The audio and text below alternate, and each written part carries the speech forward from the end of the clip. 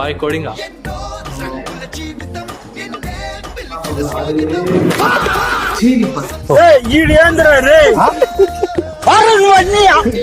A few moments later.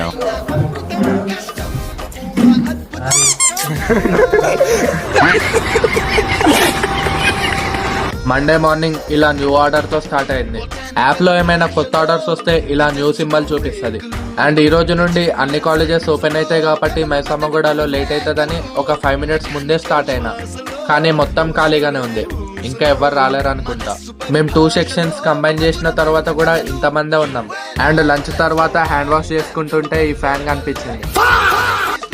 Lab లో ఈ computer కి ఎవడో కావాలనే పెన్ తో బొక్క పెట్టినట్టున్నాడు.